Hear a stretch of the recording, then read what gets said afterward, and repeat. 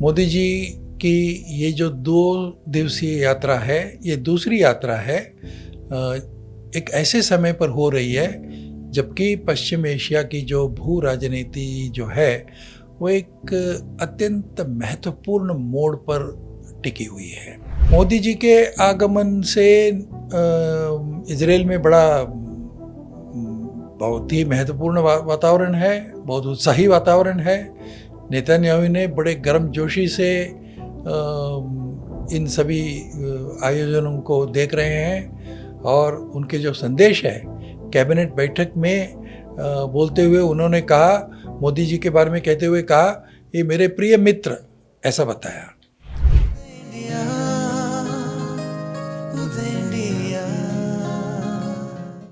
उदय India में आपका स्वागत है। प्रधानमंत्री श्री नरेंद्र मोदी जी की इजराइल की दूसरी आधिकारिक यात्रा आज यानी 25 फरवरी 2026 को शुरू हो चुकी है। वो वहाँ पहुँच चुके हैं। उनकी पहली जो इजराइल की यात्रा जुलाई 2017 में हुई थी। 2017 में प्रधानमंत्री मोदी जी की इजराइल यात्रा के बाद इजराइल के तत्कालीन प्रधानमंत्री और आज भी जो प्रधानमंत्री हैं बेंजामिन नेतन्याहू, वे 14 जनवरी 2018 से 5 दिनों की भारत यात्रा में आए थे। मोदी जी की ये जो 2 दिवसीय यात्रा है, ये दूसरी यात्रा है, एक ऐसे समय पर हो रही है जबकि पश्चिम एशिया की जो भू राजनीति जो है वो एक अत्यंत महत्वपूर्ण मोड़ पर टिकी हुई है और इस यात्रा के दौरान कई रणनीतिक और रक्षा संबंधी निर्णय होने की बड़ी उम्मीद है। भारत के सबसे महत्वपूर्ण द्विपक्षीय संबंधों में से एक इस प्रकार का ये यात्रा और ये संबंध ये बहुत प्रभावकारी होने की कई संभावनाएं हैं। हालांकि भारत और इजराइल ने 1992 में पूर्ण राजनैतिक संबंध स्थापित किए थे, डिप्लोमेटिक रिलेशनशिप्स संबंध स्थापित किए थे। उसके बाद उस समय प्रौद्योगिकी, टेक्नोलॉजी, कृषि, जल प्रबंधन और थोड़ा बहुत रक्षा के क्षेत्रों में इस प्रकार एक अच्छी साझेदारी रही, अच्छा व्यवहार रहा। दोनों देशों के बीच में इन सभी विषयों को लेकर संबंध होते रहे। जुलाई 2017 में मोदी जी की पहली जो इजराइल यात्रा हुई वो अपने आप में भी ऐतिहासिक इसीलिए थी क्योंकि वो इजराइल जाने वाले मोदी जी सबसे पहले भारतीय प्रधानमंत्री थे। 1947 में आज़ादी के बाद और 1948 में इजराइल बनने के बाद 2017 तक कोई भारत का प्रधानमंत्री इजराइल गया नहीं। ये बड़ी अजीब बात है परंतु सच्चाई है। इसका क्या परिणाम हुआ, दुष्परिणाम क्या हुआ, अच्छे परिणाम तो बहुत ज़्यादा नहीं हुए परंतु दुष्परिणाम ज़रूर हुआ और हमारे इतने करीबी देश होने के बावजूद भी भारत ने इजराइल के प्रति इस प्रकार का रवैया किया। 2018 में इजरायली प्रधानमंत्री नेतन्याहू की जब भारत यात्रा हुई तो हमारे दोनों देशों के संबंध और रणनीतिक संबंध, राजनीतिक संबंध और सामरिक ताकत एक दूसरे की बढ़ाने के सभी प्रकार के संबंध और एक बड़ी गहरे साझेदारी के रूप में उभर कर आया था। ये 2017 और 2018 के इन दोनों विजिट्स के कारण। अब द्विपक्षीय व्यापार भी इस बढ़ती निकटता को दर्शाता रहा है। हालांकि हाल की क्षेत्रीय सुरक्षा चुनौतियों का असर दिखाई देता ज़रूर है। हालांकि वित्त वर्ष 2024-25 में दोनों देशों के जो बीच का जो व्यापार है वो 3.75 अरब अमेरिकी डॉलर रह गया सिर्फ, जो पहले उच्च स्तरों में बहुत ज़्यादा था। और भारत का इजराइल को जो निर्यात है वो 2.1 अरब डॉलर रहा है, जबकि आयात 1.6 अरब डॉलर दर्ज किया गया। इस यात्रा के दौरान दोनों पक्ष आर्थिक सहयोग को फिर से गति देने के रास्ते पर बहुत अनेक कदम लेंगे, इस प्रकार की भी उम्मीद जताई जाती है। मोदी जी के आगमन से इजराइल में बहुत ही महत्वपूर्ण वातावरण है, बहुत उत्साही वातावरण है। नेतन्याहू ने बड़े गर्मजोशी से इन सभी आयोजनों को देख रहे हैं और उनके जो संदेश है कैबिनेट बैठक में बोलते हुए उन्होंने कहा, मोदी जी के बारे में कहते हुए कहा, ये मेरे प्रिय मित्र, ऐसा बताया। मतलब कहा जा सकता है कि इस यात्रा को एक बहुत बड़े ऐतिहासिक यात्रा के रूप में इजराइल के अनेक लोग और स्वयं प्रधानमंत्री नेतन्याहू भी एक्स में, मतलब जो पहले ट्विटर था, उसमें कहा, दो वैश्विक नेताओं के बीच शक्तिशाली गठबंधन, ऐसे शब्द उन्होंने ट्विटर में डाला है। इससे समझ सकते हैं कि इजराइल में भी एक प्रकार से उनका जो व्यवहार है, सुरक्षा के संबंध में उनके जो विचार हैं, रणनीतिक दृष्टि से भी जो कुछ भी विचार वो लेना चाहते हैं, जो पॉलिसी तय करना चाहते हैं, वो सब भारत के साथ मिलजुल कर करने की एक बहुत बड़ी मंशा उनके दिल में है, ऐसा लगता भी है और वो खुले रूप से कहते भी हैं। तो ये जो इजराइल और भारत के जो संबंध पहले सिर्फ रक्षा खरीद और कृषि टेक्नोलॉजी पर आधारित व्यावहारिक साझेदारी तक सीमित था, अब व्यापक रणनीतिक समन्वय के रूप में विकसित हो रहा है। पिछले कई वर्षों में ये कुछ हद तक इस प्रकार विकसित हुआ भी है।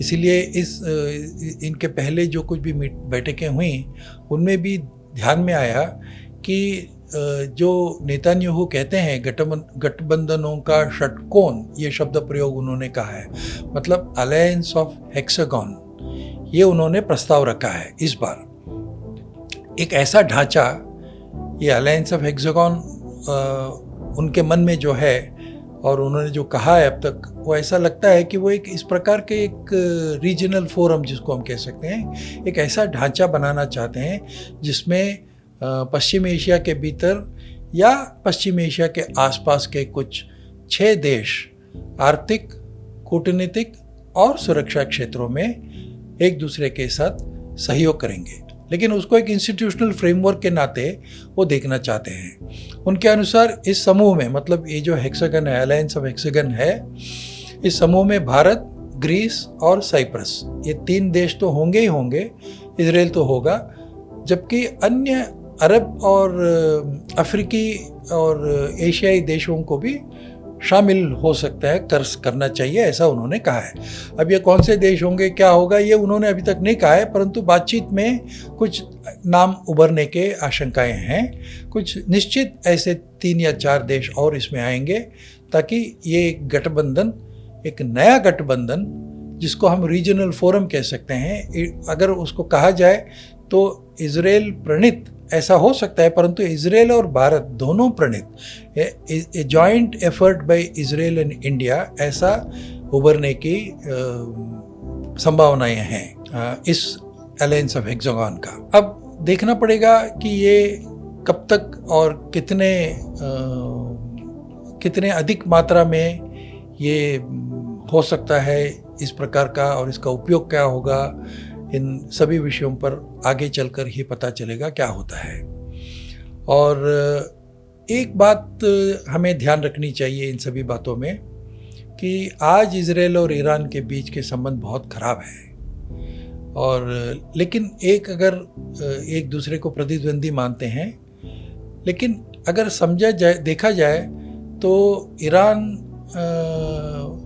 जो है वो भले ही इजराइल के खिलाफ बहुत कठोर वचन का उपयोग करता है, परंतु एक ऐसा समय था जब ईरान में शाह का जो शासन था, उस समय ये दोनों देश, इजराइल और ईरान के बीच में बड़े अच्छे आर्थिक संबंध थे और सामाजिक संबंध भी अच्छा था।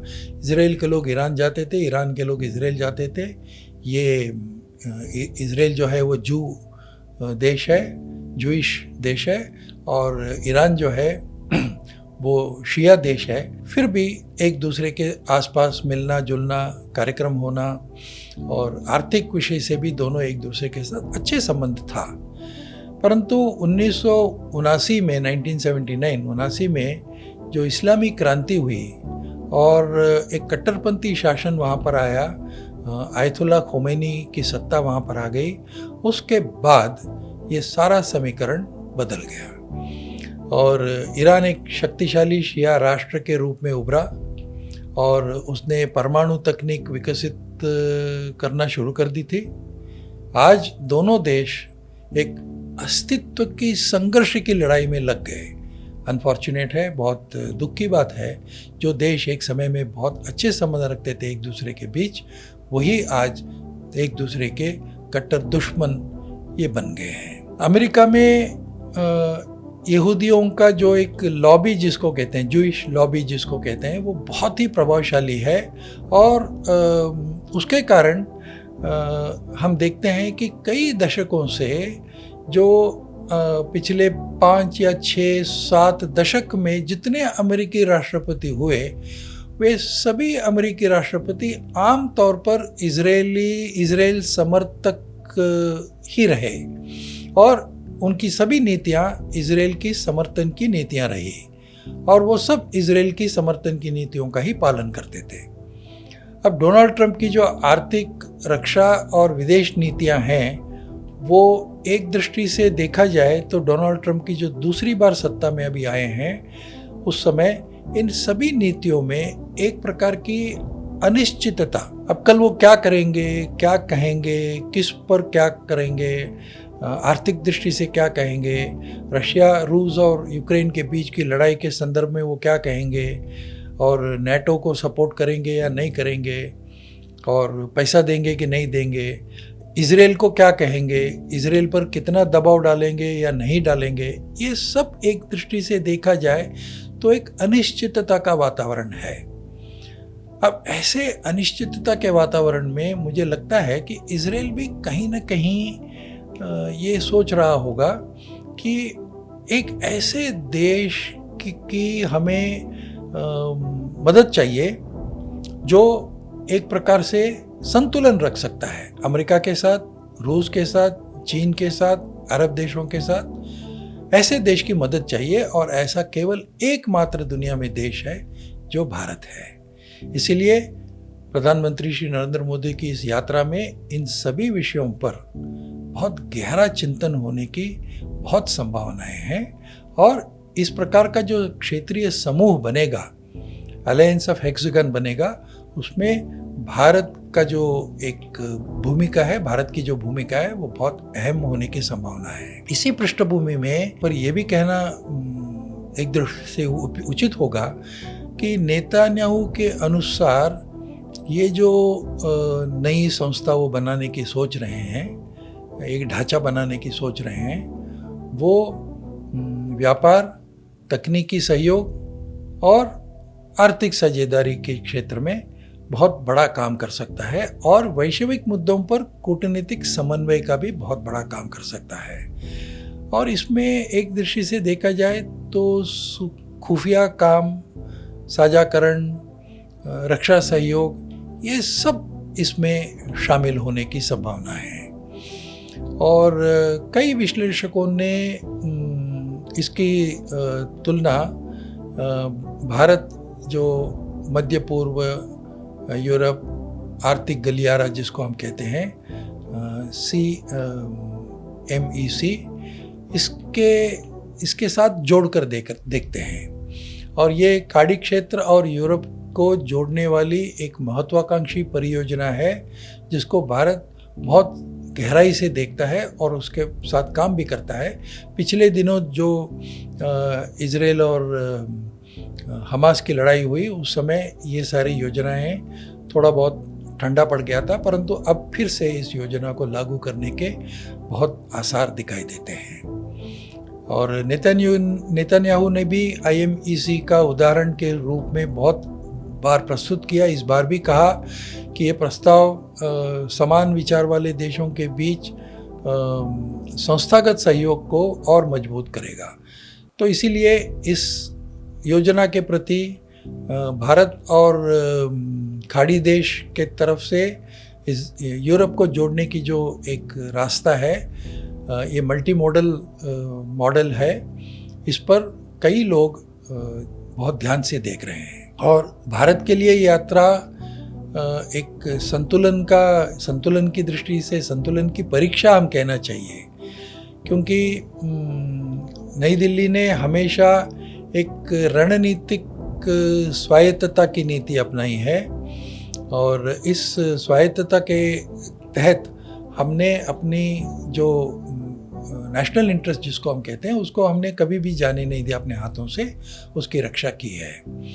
और हमारे जो संबंध हैं वो इजराइल से तो बहुत अच्छे हैं और अच्छे बननी चाहिए और बढ़ना चाहिए, परंतु इसके साथ साथ हमारे जो ईरान के साथ जो संबंध हैं वो भी अच्छे हैं। ईरान में जो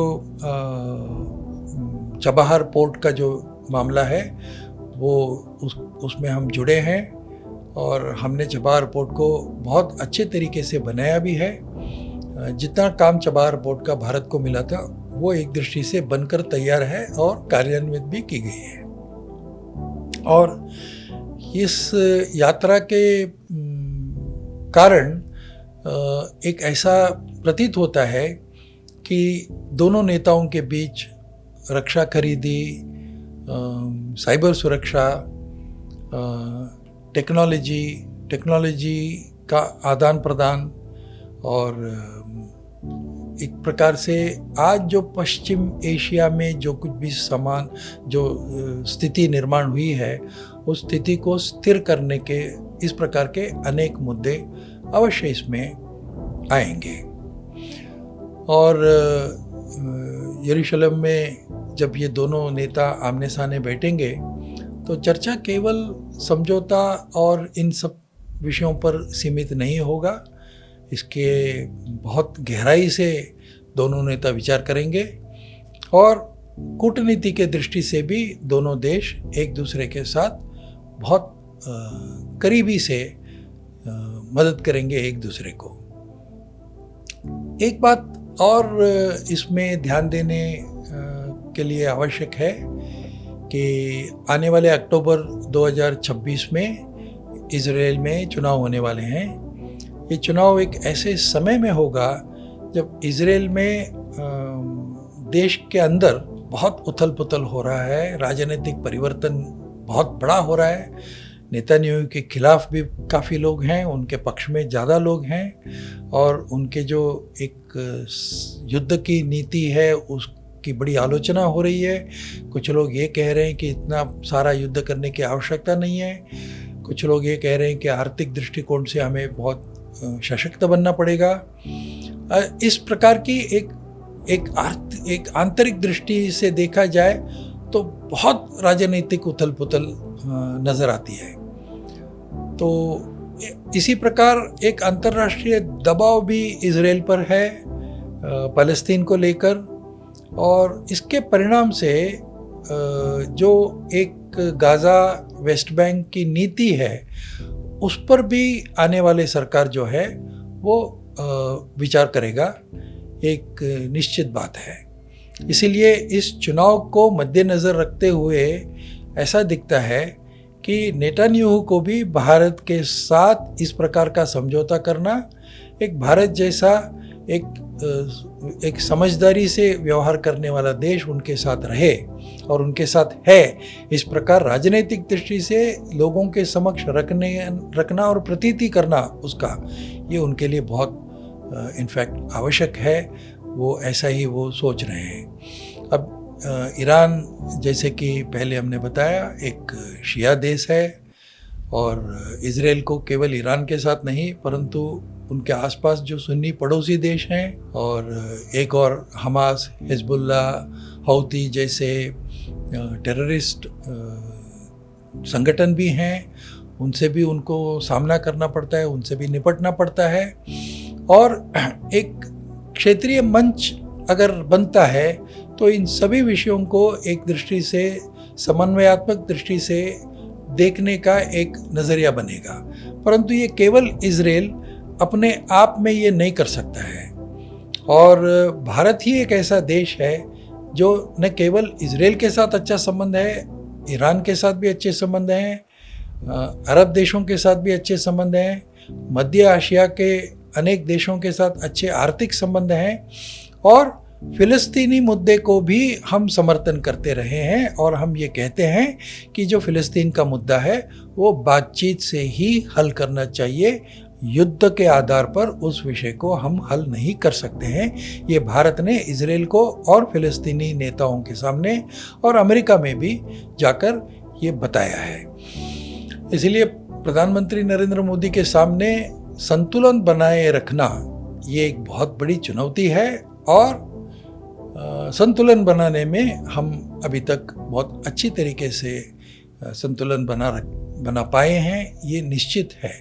इसलिए हमें देखना पड़ेगा कि किस प्रकार हम इजराइल के साथ क्या क्या व्यवहार करते हैं, इजराइल के साथ आर्थिक और सामरिक दृष्टि से क्या क्या हम कर सकते हैं, कितना उसका उपयोग कर सकते हैं, कितना उसका फ़ायदा उठा सकते हैं, और कितना इजराइल को हम फ़ायदा दे सकते हैं। इन सभी विषयों पर हमें विचार करना पड़ेगा। और आज और कल 2 दिन के बाद जब प्रधानमंत्री देश लौटेंगे तब पता चलेगा कि हमने कितना पाया, कितना खोया। खोने की तो बात बहुत कम है, पाने की ही बात ज़्यादा है। इसीलिए एक दृष्टि से देखा जाए तो मध्य एशिया जिसको हम कहते हैं, और जो अरब देश हैं, और इस पूरे इलाके का जितने भी देश हैं, उन सभी देशों के साथ एक दृष्टि से अच्छा संबंध रखने वाला, साझा संबंध रखने वाला, बैलेंस्ड अप्रोच जिसको हम कहते हैं, वैसा करने वाला एकमात्र देश भारत है। इसलिए न केवल इजराइल परंतु फिलिस्तीनी, अरब देश और ईरान ये सब चाहते हैं कि भारत उनके साथ रहे, और भारत की एक दृष्टि से साथ रखना मतलब उनके लिए कूटनीति, राजनीति और दुनिया के देशों के साथ मिलजुल कर काम करने की जो उनकी क्षमता है वो क्षमता बढ़ेगी, ऐसा इन सभी लोगों को लगता है। कुल मिलाकर प्रधानमंत्री का जो ये दूसरा इजराइल प्रवास है उसका बहुत बड़ा लाभ भारत को राजनीतिक दृष्टि से और कूटनीतिक दृष्टि से ये होगा, ऐसा लगता है। नमस्कार।